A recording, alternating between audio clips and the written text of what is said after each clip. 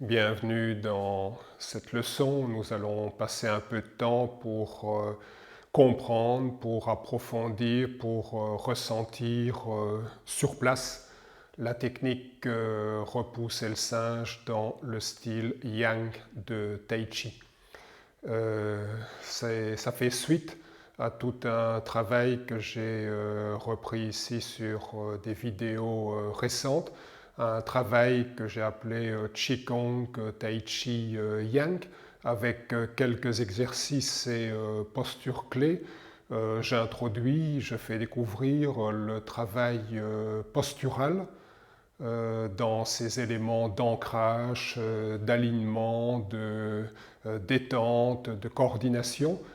Ensuite, je montre comment ces éléments posturaux vont favoriser une respiration plus profonde, plus totale, une respiration qui circule, qui dynamise, soit de manière naturelle, soit avec un travail du bas-ventre qu'on appelle respiration abdominale, ou alors le MUST, pour le travail d'alchimie, de transformation intérieure, c'est la respiration dite inversée que j'ai introduite dans une leçon précédente. Ce travail sur la respiration permet de commencer à percevoir une dynamique de circulation intérieure que je peux encore augmenter, amplifier ou mieux ressentir avec un travail d'image intériorisée. Il y a plusieurs leçons qui montrent l'importance de l'imagination créatrice, de l'imagination active, afin d'augmenter l'état d'être, l'état de conscience, une conscience accrue, aiguisée aussi bien de ce qui se passe à l'intérieur que de mon environnement. C'est donc les points clés du travail de posture, du travail d'énergie et du travail de conscience dans le Tai Chi Chuan de style Yang.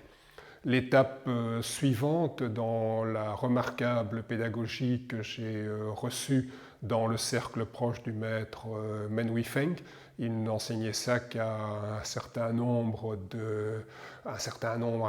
restreint d'élèves qui étaient à ce moment-là intégrés dans une lignée à qui il transmettait ce qui était tout à fait spécifique à cette lignée, c'est-à-dire un travail de précision, un travail très progressif, de l'extérieur vers l'intérieur, et puis de l'intérieur pour se réouvrir avec une conscience accrue.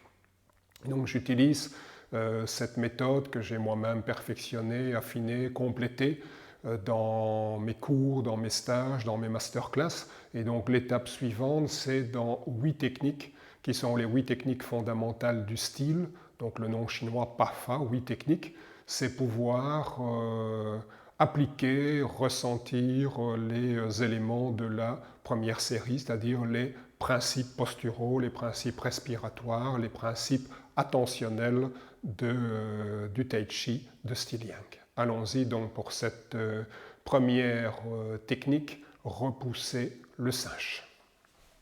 Je vous rappelle, donc je vous ai rappelé verbalement, je vous rappelle maintenant les éléments clés que nous avions travaillés. D'abord, une disposition.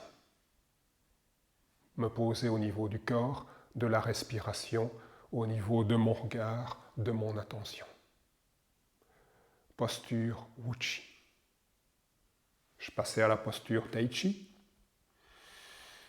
où je développe un ancrage, un axe, un espace. Un équilibre entre le haut, le bas, l'avant, l'arrière, tonus et détente, pour trouver la souplesse. Les limites de mon mouvement en ouverture et en fermeture, extension et flexion dans des mouvements naturels où je coordonne les jambes, le tronc, les bras, avec le regard, la respiration et la circulation, la sensation du souffle et de l'énergie qui me traverse comme une vague. Et puis je synthétisais ça avec monter, descendre, ouvrir, refermer, descendre, monter, ouvrir, refermer. Et je vais vous montrer comment tous ces éléments-là permettent d'aborder, de comprendre et surtout d'approfondir toutes les techniques, qu'elles soient fondamentales ou après n'importe quelle technique de la forme Yang. Et ce travail a été réalisé, je le propose, dans les 5 styles majeurs de Tai Chi Chuan. Repousser le singe. Je m'assois, je vais partir de là. Tirer, pousser. Ouvrir. Ramener la main à l'oreille, la main au-dessus de l'autre, et puis je fais la même chose de l'autre côté.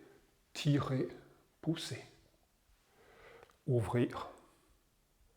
Ramener la main à l'oreille, au-dessus de l'autre, tirer, pousser.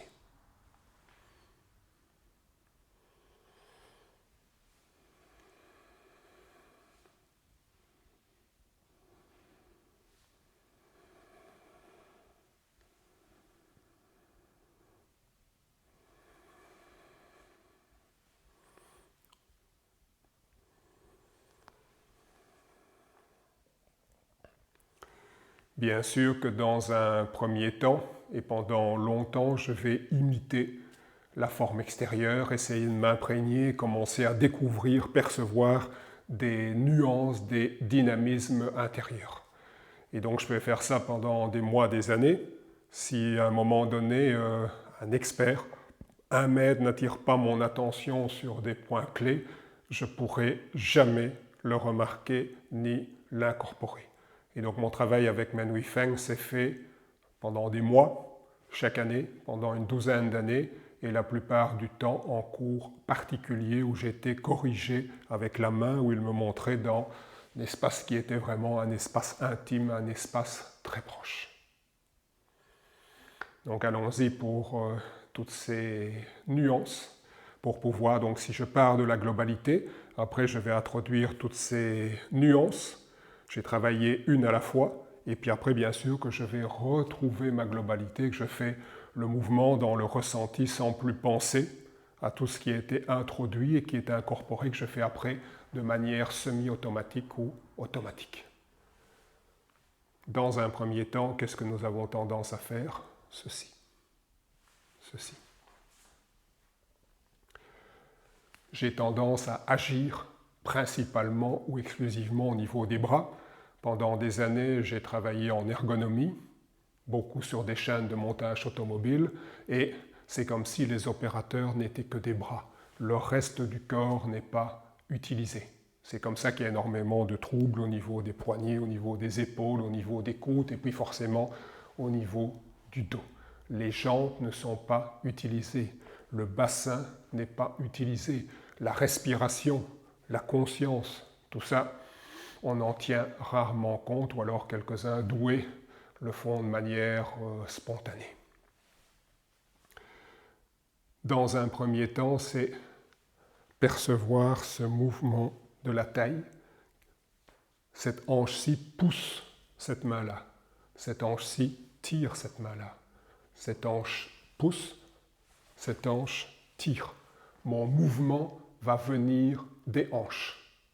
Ma hanche bouge mon épaule qui s'ouvre étend mon bras et meut mon poignet. De l'autre côté, ma hanche qui recule tire mon épaule qui se relâche encore davantage, le coude qui vient vers l'arrière et le poignet qui vient au niveau de la hanche. Ce petit mouvement de taille provoque l'avancée, le retrait des mains.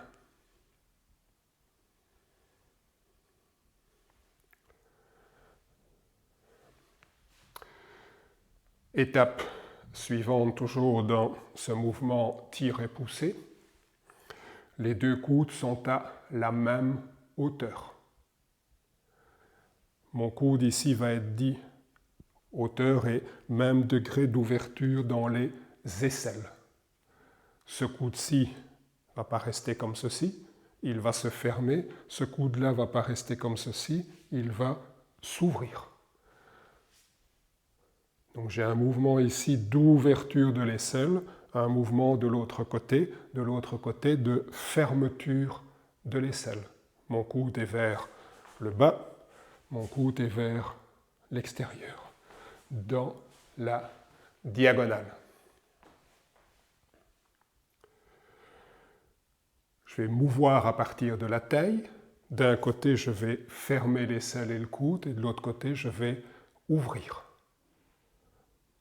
Cela me permet de canaliser, je pousse, ma force passe à côté, de canaliser ma force de pousser, de tirer non pas sur moi, mais de tirer à côté de moi. Autre tendance, ça. Et là, quand je vais repousser comme ça, mon poignet, ça ne va pas aller. Ça, j'ai un bon point d'appui avec mes os, mon énergie est dirigée, mon coude est plus bas. Tirer, pousser. La main est en face de l'épaule. J'évite ceci, sinon là je perds la sphère intérieure, l'énergie, ne plus pouvoir travailler ce qu'on a vu dans les premières leçons au niveau du bas-ventre.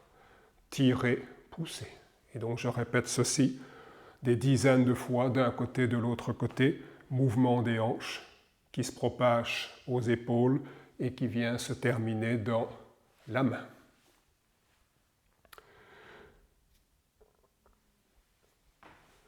Étape suivante, ouvrir.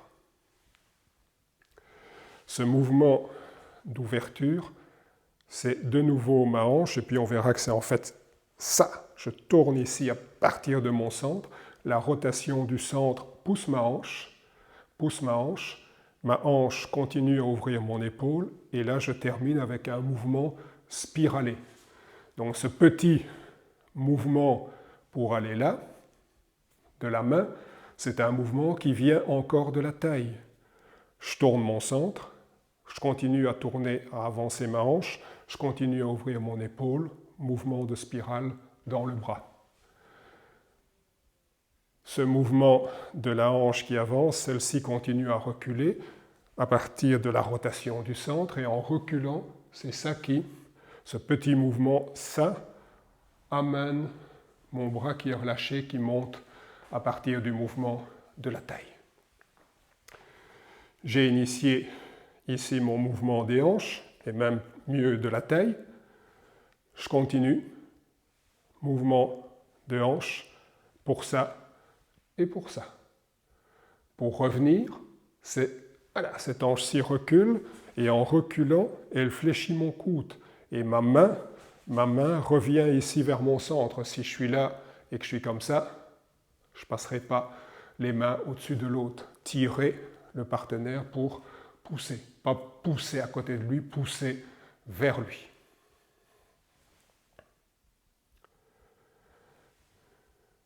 Les deux mains, c'est ça. Les deux mains sont à la même hauteur. Je tourne avec ce mouvement de spirale dans les avant-bras, les paumes vers le ciel. Revenir, revenir. C'est ce retour qui bascule là, au niveau de mon coude, ce retour qui ramène vers le milieu.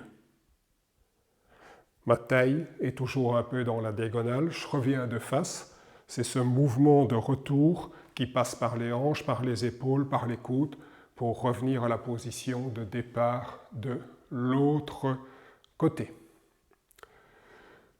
Tous les mouvements, donc c'est ce qu'on n'arrête pas de dire en Tai Chi Chuan, tous les mouvements vont venir du centre, de la taille. Mais rarement on va l'expliquer et le décortiquer en profondeur. Ici, nous appliquons à chaque étape pour sentir comment le mouvement de la taille va venir vers les mains, va venir vers le sommet du crâne, va venir vers les deux pieds. Donc comment le mouvement de la taille va se propager vers les 5 extrémités de manière mécanique. Et puis quand j'aurai cette vague et cette continuité, va se propager intérieurement de manière énergétique. Et puis par le travail d'imagination et par le travail de conscience. Il y a véritablement là une méthodologie progressive pour pouvoir maîtriser, comprendre chaque étape. Et évidemment, ça demande des efforts, C'est l'idée de Kung Fu, l'idée d'accomplissement, c'est l'idée de beaucoup de travail, de beaucoup d'efforts. Un travail qui va nous amener à rayonner, à trouver, comme les anciens disaient, une sorte de corps de gloire, dont on parle dans la tradition occidentale. Et donc là, c'est un travail d'implication. On préfère souvent des recettes faciles présentées comme les plus grands secrets. Donc ici, ce que je vous propose, c'est un travail qui va vous amener vraiment à progresser, mais il va falloir répéter, et c'est cette répétition qui va ouvrir des portes à l'intérieur, c'est cette répétition qui va vous amener à percevoir, à sentir, à être conscient de votre corps. Mouvement des hanches qui se propage dans les épaules, dans les coudes, dans les mains.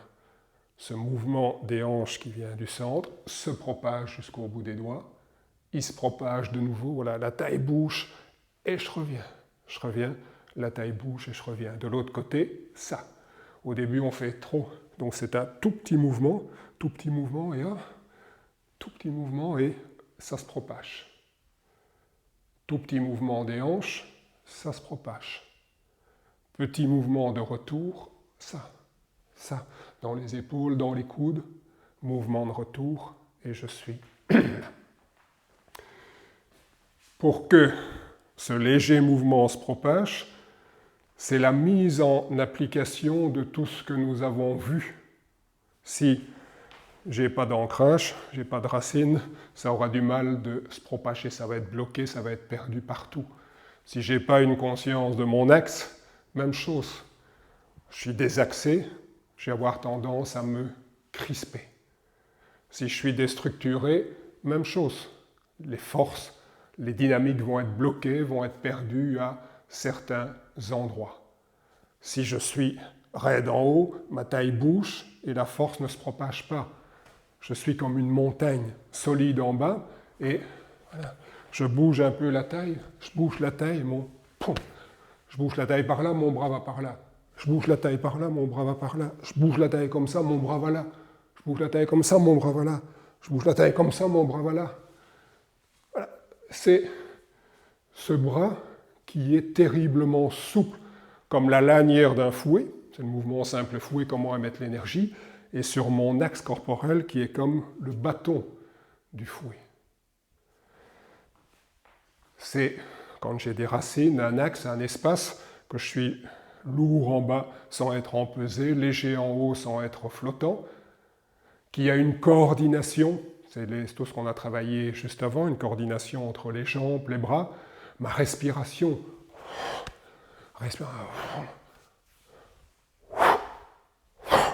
ma respiration qui va donner une dynamique supplémentaire dans ce travail d'émission des forces. La conscience des trajectoires de la circulation du souffle à l'intérieur. L'équilibre entre le haut, le bas, l'avant, l'arrière, la droite, la gauche, tout ça permet de générer des flux importants sans se déstabiliser. Mes limites, les coordinations dans des mouvements symétriques et puis dans des mouvements asymétriques.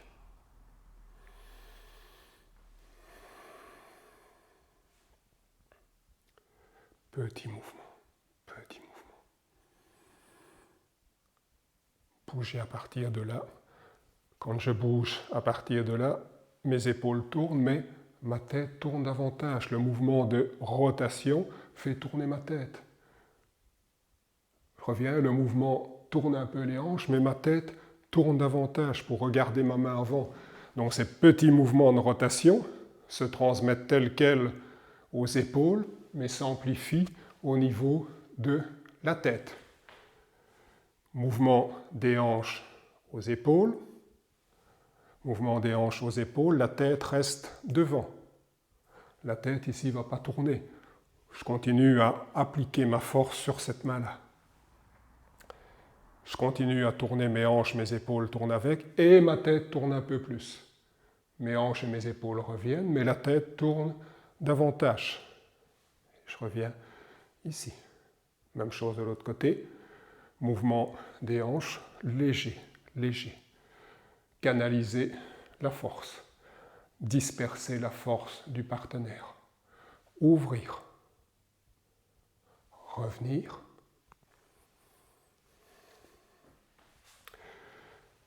On n'arrête pas de parler aussi certains, l'énergie de la terre, du ciel, de l'être humain, comme si une partie d'une forme travaillait l'énergie de la terre, une autre l'énergie du ciel et la troisième l'énergie de l'humain. Chaque mouvement va mobiliser une force, une énergie qui va venir de la terre, une énergie qui va venir du ciel et une énergie entre les deux qui relie celle du ciel et de la terre et qui l'amplifie dans une dynamique horizontale. Donc c'est ce travail de perception, de visualisation qu'on avait introduit, d'imagination active. Je vous montre. Je suis revenu là. Là. L'énergie prend racine dans le pied. Elle est dans la jambe. Elle est dans la hanche. Elle est dans l'épaule. Elle est dans le bras. Elle est dans la main. Donc il y a tout un trajet. Quand je dis « elle est », ce n'est pas une flèche qu'on décoche. Elle circule là, mais je continue à avoir un appui dans la terre. Ce n'est pas parce qu'elle est dans la main que j'ai perdu l'appui que j'avais dans la terre. L'énergie est nourrie en permanence. Il y a tout un trajet sur l'imagination, sur la sensation. Quand je suis à partir de là, je suis au maximum dans ma jambe d'appui. L'énergie va prendre racine dans le pied, se développe racine dans le pied, se développe la poussée de la jambe, guidée par la taille, l'épaule, le bras, pour s'épanouir dans la main. On suit là tout le trajet depuis le pied, dans la jambe, dans la hanche, dans l'épaule, dans le bras, dans la main. Donc il y a toute cette perception des tuyaux dont j'ai parlé. S'il y a certains moments, un tuyau est bloqué ou au contraire un tuyau trop ouvert, l'énergie est soit bloquée, soit dispersée. Ça, c'est l'énergie qui vient de la Terre. Ma petite balle, elle est là. Ma grande balle, elle est là. Mes balles moyennes, elles sont ici.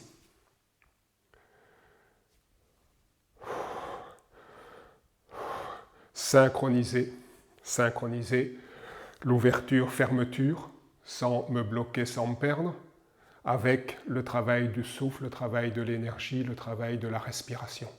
L'air qui vient du ciel, l'énergie qui vient du ciel, les images. Donc l'énergie du ciel, c'est la respiration qui circule. L'énergie de la terre, c'est le sang qui circule. L'énergie du ciel, c'est aussi l'inspiration qui me vient du ciel. L'inspiration, pas simplement respiration, l'inspiration, imagination active.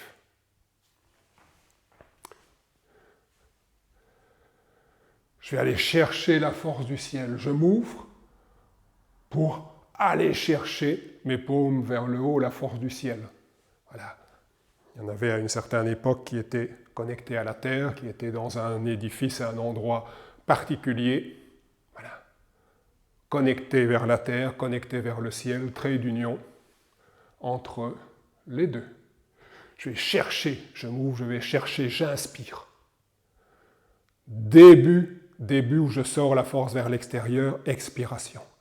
Et je sors ma force vers l'extérieur, expiration. Je vais maintenant aller rechercher la force du ciel, on inspire.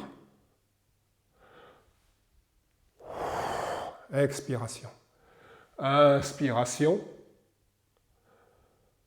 Expiration. Donc je vais à la fois chercher la force dans la terre, dans ce pied-ci, je vais chercher la force dans le souffle, j'accumule. L'énergie là se concentre et l'énergie est sortie par la jambe, sortie par la hanche et sortie par l'expiration.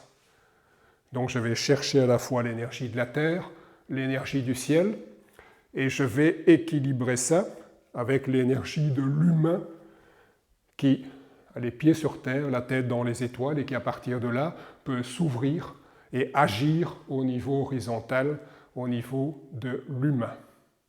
Comment est-ce que cela se passe? C'est tout ce travail. J'ai concentré, donc j'ai été chercher la force, je l'ai concentrée, et là je vais avoir cet équilibre. Plus je suis ici dans le yin, plus je peux être yang. Si je faisais juste ça, ce ne serait pas la même chose. Plus je tire fort, plus je peux pousser avec de la puissance. Donc l'énergie tire d'un... Voilà, c'est mon cercle. Ce qui vient par là, je le renvoie par là. Ce qui vient par là, je le renvoie par là. Donc dans tous mes mouvements, je vais chercher la force dans la terre, je vais chercher la force dans le ciel, je concentre tout ça au niveau de mon plexus, je sors la force de la terre, je sors la force de mon expiration, et je vais amplifier au niveau humain en tirant d'un côté, en poussant de l'autre, dans les bras, mais aussi dans les jambes. Ça, là, ça, je pousse avec cette jambe-ci pour m'ancrer dans cette jambe-là. Donc il y a une circulation avec la terre, une circulation avec le ciel, au moins une, et puis il y a d'autres circulations. Je vide cette jambe-ci pour remplir celle-là, je remplis, cette jambe-ci est remplie, je la vide pour remplir celle-ci. Et il y a tout un jeu de remplissage, de vidage au niveau des bras et des jambes. Et là, j'utilise l'imagination active, tous ces tuyaux que j'ai travaillés, établis dans les leçons précédentes, pour développer cette perception, cette sensation. C'est juste un bref aperçu. Dans les masterclass, nous travaillons ça pendant des heures et des heures et des heures. Donc un travail, comme j'ai montré dans d'autres vidéos, de mémorisation, c'est bon pour la neuroplasticité, de mémorisation, de variation par étude de différentes formes et étude de différents enchaînements. Donc ça c'est ça, et puis l'autre, la spirale qui va creuser, ou sur quelques mouvements, je vais de plus en plus en profondeur.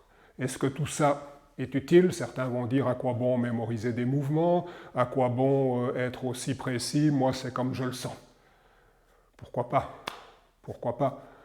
Tout le monde apprend sa langue maternelle de manière globale. Si on a envie d'aller plus loin, on va déconstruire et reconstruire sans arrêt. C'est le processus de l'alchimie, solver coagula. Et bien sûr que je retrouve quelque chose qui est construit, mais toutes ces étapes-là m'ont permis d'habiter des lieux du corps, de redécouvrir des ressources, des rythmes, des sensations, développer une intelligence des choses, développer une mémoire des choses que je n'aurais pas que si je suis juste dans se contenter de ce qui est intuitif et de ce qui est naturel. C'est ce que mon expérience en tout cas m'a montré. Ce que je vous présente ici, ce sont des voies de transformation progressives, dites humides.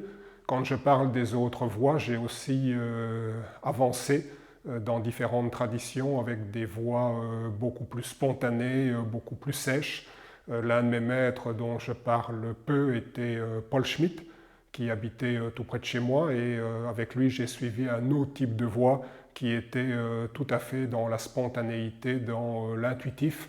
Ce sont des voies terriblement puissantes, mais elles sont également dangereuses, difficiles, et surtout pas évidentes pour pouvoir enseigner. Ou bien on va complètement dans ces voies-là, ou bien on a quelque chose de structuré.